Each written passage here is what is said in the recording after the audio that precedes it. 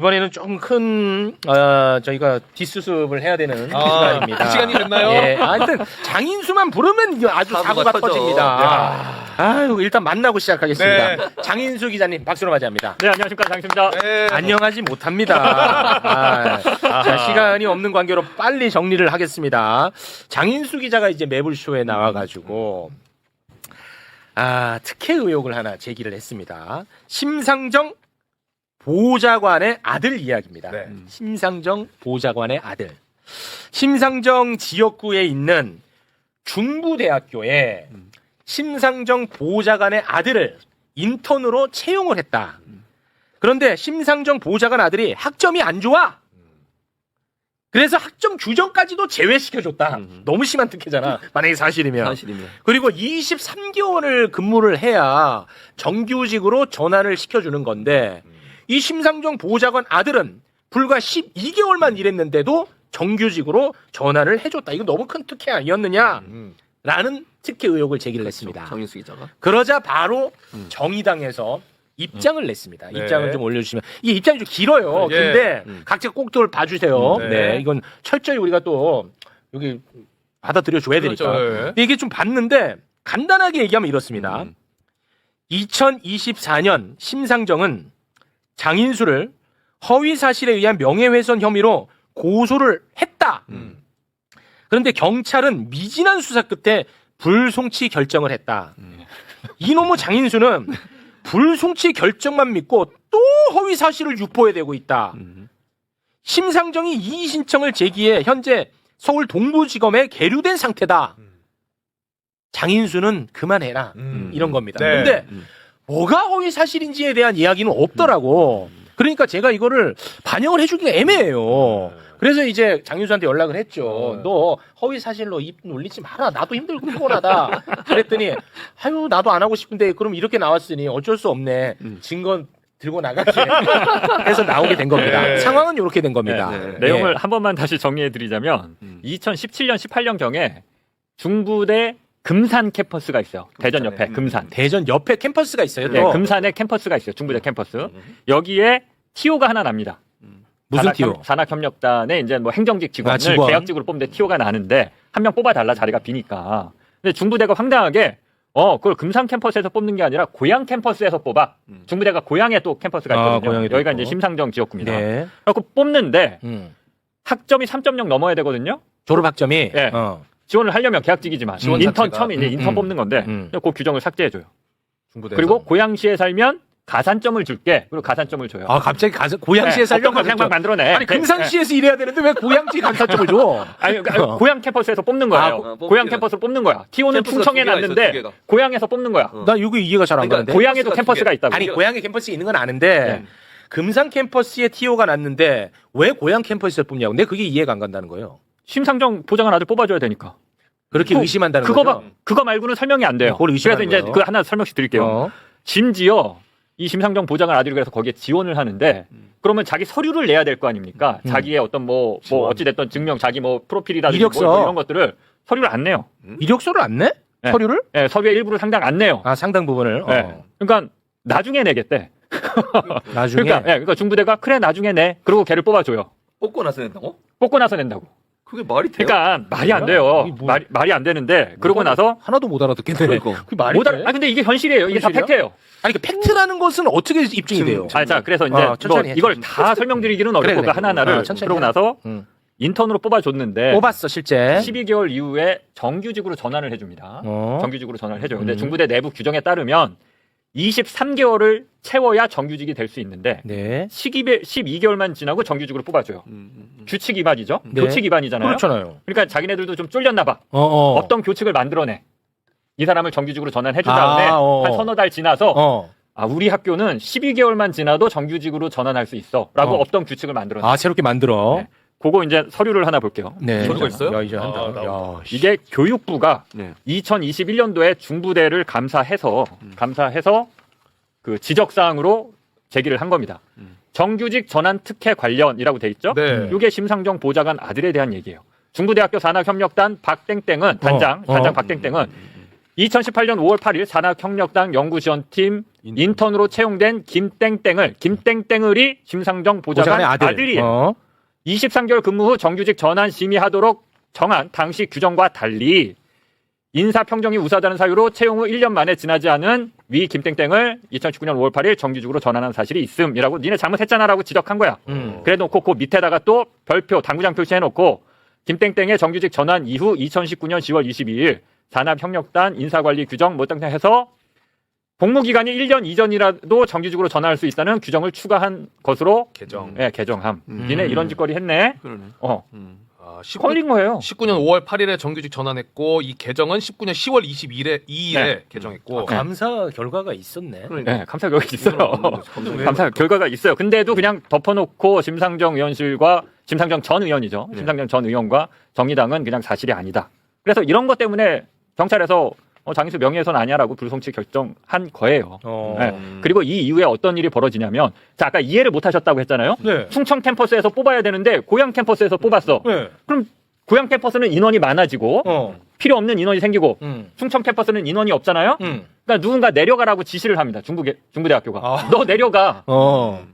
그 심상정 보좌관 아들과 같은 사무실에서 일하는 다른 계약직 청년을 네가 좀 금산으로 가야겠다.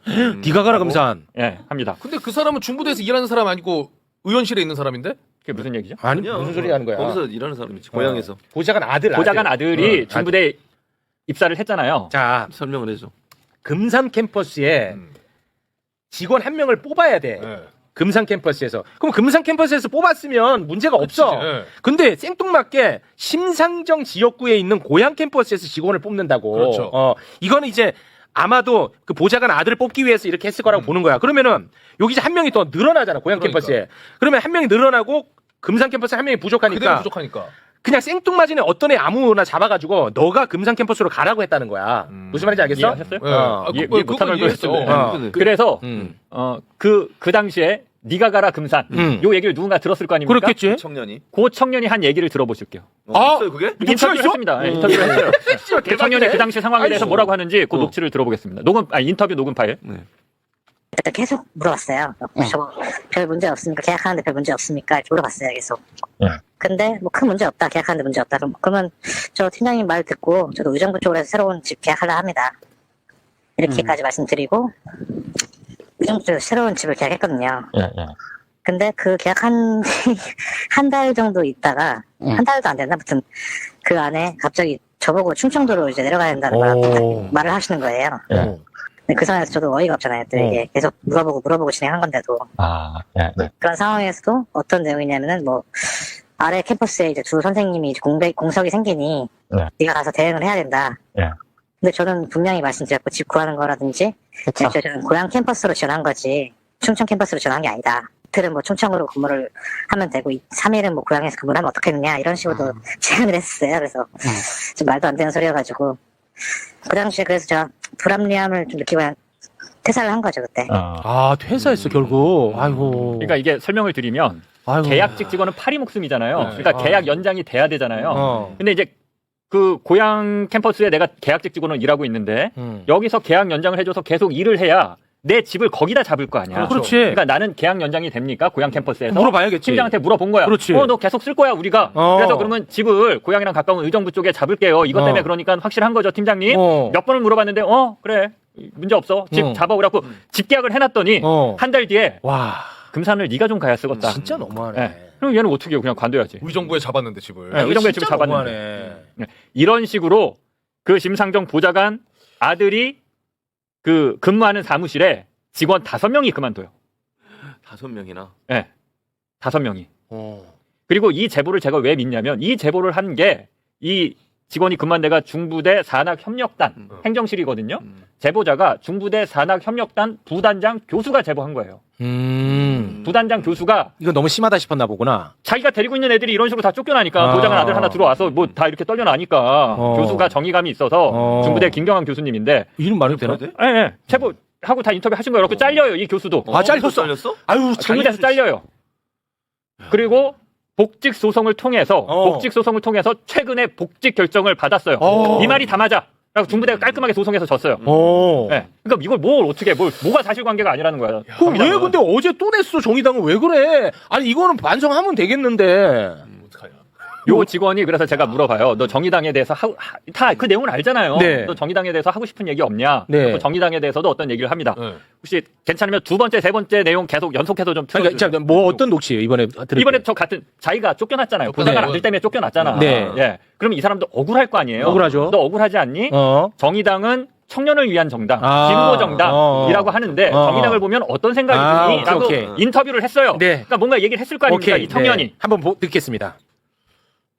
경찰 쪽에서 이제 문제가 없으므로 이제 종결됐으니 뭐가 문제냐 이런 법적인 해석 쪽 부분으로 해서 얘기를 하시는 것 같은데 그렇죠. 그런 것보다는 도의적인 책임, 그러니까 청년을 위한 당이라면은 좀 도의적인 책임을 갖고 좀 제대로 된 좀 변명만 할 게 아니라 제대로 된 사과라든지 뭐 실질적으로 인정할 건 인정하고 고칠 건 고치고 이런 스탠스를 좀 취하는 게 또 이게 맞지 않나 싶습니다. 또 이런 것도 청년을 위한 당인데 실제로 하는 뭐 그런 게 없잖아요. 이게 뭔가 성과라든지 아니 말뿐만인 공약인 거잖아요.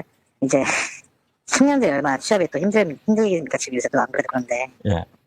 그런 청년들한테 이제 미래를 또 짓밟는 행위인 것 같고 그런 것 자체가 또 그런 것 자체가 앞뒤가 안 맞지 않나요 이게?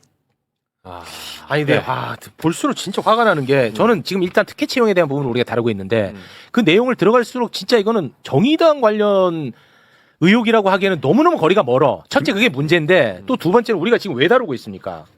언론 자유를 가장 강조를 많이 하는 정의당이에요. 근데 그거를 소송으로 걸었어. 그런 다음에 우리가 다룬다고 또 입장을 내서 입틀막을 하려고 해. 와. 소송 걸겠다. 자, 이게 비하인드 스토리를 말씀드리면 김경환 교수님이 정의감이 있으니까 정의당 성향이에요. 이거를 폭로한 그 중부대 교수님이 심지어. 그래서 정의당 당직자한테 이 내용을 계속 얘기합니다.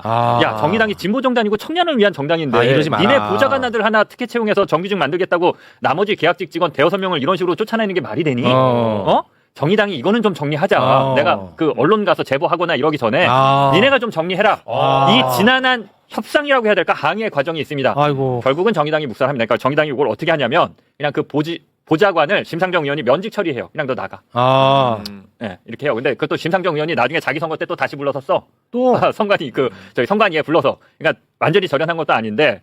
그래갖고 이제 그 과정도 있어요. 그러니까 정의당이 반성해야죠. 이 부분에 대해서. 심각하네. 그러면서 무슨 청년을 얘기하고 진보를 얘기하고 뭐 조국 전 장관이 뭐 불공정의 아이콘이라고 무슨 간담회를 하고 본인들 거를 들여다 봐야죠. 예. 그리고 또 하나 말씀드리면 이거는 사실 좀 작은 부분이었고 제가 이 건을 작년에 보도하거든요. 1년 전에. 네. 그때 같이 보도했던 게 중부대가 원래 금산 캠퍼스가 있고 고향에 캠퍼스를 새로 만드는 거예요. 근데 그 지역구가 심상정 의원이야. 네. 그러니까 심상정 의원이 봐줄 수 있는 편의가 많잖아요. 거기 뭐 부동산 관련 규제를 풀어준다든지 뭐 대학이 새로 생겼으니까 그 주변에 도로 같은 것도 정비해야 되고 그런 예산 문제들을 나라나 지자체에서 해주면 좋을 거 아니에요.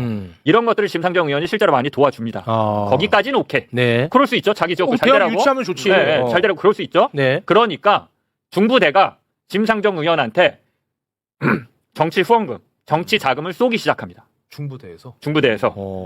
당시 중부대 이사장 유모 씨가 직원들한테 지시를 내립니다. 자, 심상정 의원이 우리 도와줬으니까 정치 후원금 보내라. 그래서 임직원들이 정치 후원금을 보내는데 그 방식이 어떠냐? 월급에서 일괄 공제를 합니다. 아이씨 뭐야?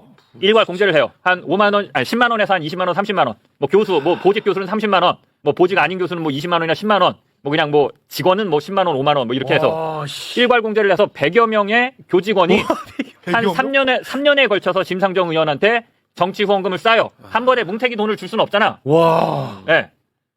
이것도 걸려요. 걸렸어? 그래서 수사기관이 그러니까 중부대 교수가 제보자인데 중부대 교수가 이거는 제보 안 했겠어요. 그러니까 수사기관이 수사를 시작합니다. 네. 근데 수사기관이 계속 뭉개요. 왜? 정의당을 이해를 받을 이유가 못하겠어요. 없지. 계속 뭉개요. 경찰이나 뭐 검찰에서 계속 뭉개요. 근데 아무튼 수사기관이 결국 수사에 착수해서 몇 년 만에 검찰이 기소를 하는데 전형적인 쪼개기 후원이잖아요. 네, 그렇죠. 딱 불법이에요. 네네. 쪼개기 후원을 한 중부대 너희는 불법이야. 근데 이 불법 정치 자금을 받은 심상정은 아무 죄가 없어. 라는 게 수사기관의 판단이에요. 그래서 수사기관이 중부대 이사장만 수사하고 기소를 합니다. 네, 기소를 해요. 네네네. 근데 이게 말이 돼요? 저는 기자 20년 생활에 불법 정치 자금을 정치인이 받았는데 정치인은 애초에 수사선상에서 제외된다? 이런 거는 저는 처음 봐요. 처음 봐요. 그래서 올해 1월에 올해 5월에 중부대 이사장 이거 벌써 한 5, 6년 전부터 계속 문제 삼은 건데 올해 5월에야 검찰이 12월 3일 계엄 터지니까 며칠 뒤에 기소해요. 계속 들고 있다가 윤석열 파면되고 윤석열 계엄 저지르고 계엄 나서. 저지르고. 계엄 저지르고 나서. 아니 정의당 그래서 왜 그렇지? 왜 올해 봐주지 정의당? 올해 5월에 1심에서 유죄 판결이 나와요. 오. 징역형의 집행유예. 중부대 이사장이 불법 정치자금을 심상정한테 줬다는 그게 이제 인정이 돼서 중부대 이사장은 항소를 포기합니다. 제가 알기로는. 네. 그래서 확정이 된 걸로 알고 있어요. 그러니까 불법 정치자금을 받았으나 죄가 없는 정치인 1호가 아닐까 심상정은.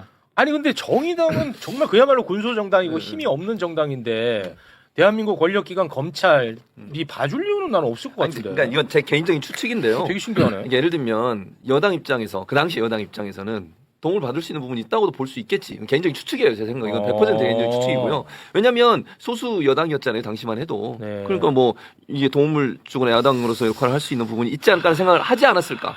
그렇게 추측을 해봅니다. 제가 하나만 더 말씀드리면 네. 심상정 의원이 몰랐다 이거예요. 심상정 의원의 반론은 나는 걔네들이 불법으로 거둔 거지. 나는 받을 때의 과정은 합법이야. 김상정 의원 주장은 이거예요. 그리고 중부대에서 그런 일이 있었는지 우리가 어떻게 나 알아? 몰랐다. 몰라. 네. 근데 이게 말이 안 되는 게 행정실에서 월급을 일괄 공제해서 보냈다라고 했잖아요. 네. 그러니까 뭐 장인수도 10만 원 보내고 뭐 10만 원 네네. 보내고 뭐 다 이렇게 해서 네. 보낸 건데 네. 주소지가 다 중부대야. 다 중국. 이상한 거지. 그 받은 쪽에서 어떻게 몰라요? 아니 그걸 계좌로 받은 게 아니고?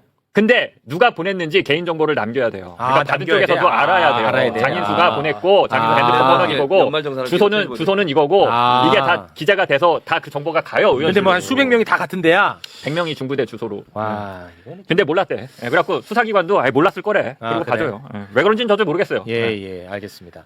저기 하나만 보죠. 하나만 또 보죠. 그만해, 이미지. 이제. 정의당 지금 의원도 한 명도 없어. 그만해. 아니요. 그만해, 이제. 알겠습니다. 아, 이거 하려고 자기가 조금 전에 이거 봐야지. 이거 봐야지. 그건 보고 가야지. 뭔데? 그건 뭐예요? 아니 저기 그러면 그거는 그냥 제끼고 예. 제끼고. 오늘 저기 최욱 MBC 특혜 캐스팅 아니, 한번 하고 시간이 갑시다. 없어. 시간이 없어. 그거는 이제 다음 주에. 예. 아니, 오늘 특혜로 가야 되는데 아, 쏙 빠져나가네. 다음 주에 합니다.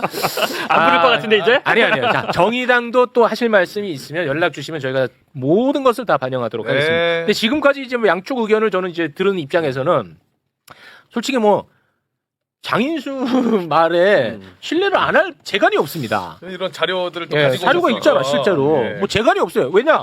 정의당의 입장은 근거가 없어요, 근거가. 미진한 수사 뭐 이런 예. 거 말고는.